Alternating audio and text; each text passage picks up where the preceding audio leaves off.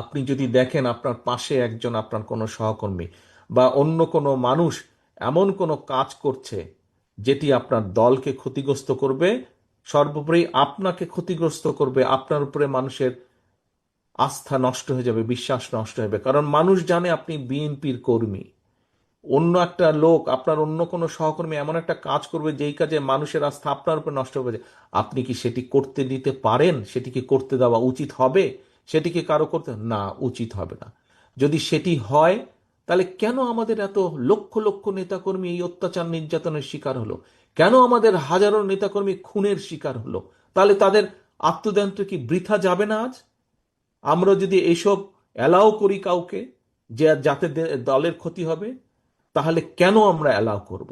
কাজী সহকর্মীবৃন্দ, বাংলাদেশের সবচাইতে বড় দলের সদস্য হিসাবে আপনার দায়িত্ব যেমন গণতন্ত্রের ভিত্তিকে শক্তিশালী করা, আপনার অবস্থান থেকে সেই কাজে অবদান রাখা, একইভাবে বাংলাদেশের সবচাইতে বড় রাজনৈতিক দলের সদস্য হিসাবে আপনার দায়িত্ব হচ্ছে নিজেকে এবং অন্যকে অবশ্যই এমন কাজ থেকে বাইরে রাখা, যাতে করে দলের সুনাম নষ্ট না হয়।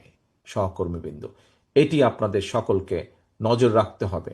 এই দায়িত্ব আজকে আমি, এই পবিত্র দায়িত্ব আপনাদের এখানে উপস্থিত প্রত্যেকটি সহকর্মীকে আজকে এটা দিয়ে যাই, দায়িত্ব দিয়ে এখান থেকে যেতে চাই। এই দায়িত্ব আপনার, আমাদের, আমাদের সকলের, আপনার আমার আমাদের সকলের এই দায়িত্ব। দলের সুনামকে যে কোনো মূল্যে, যে কোনো মূল্যে আমাদেরকে দলের সুনামকে ধরে রাখতে হবে।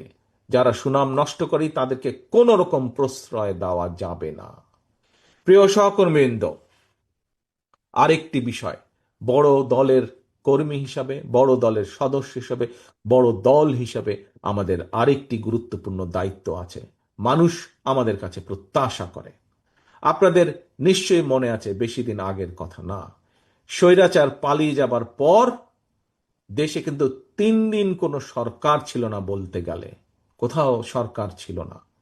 কিন্তু সেই সময় দেশের আইন শৃঙ্খলা হোক, এবং তার কয়েকদিন পরে আমাদের হিন্দু সমাজের সম্প্রদায়ের তাদের পবিত্র একটি ধর্মীয় অনুষ্ঠান উদযাপিত হয়েছিল, পূজা উদযাপিত হয়েছিল।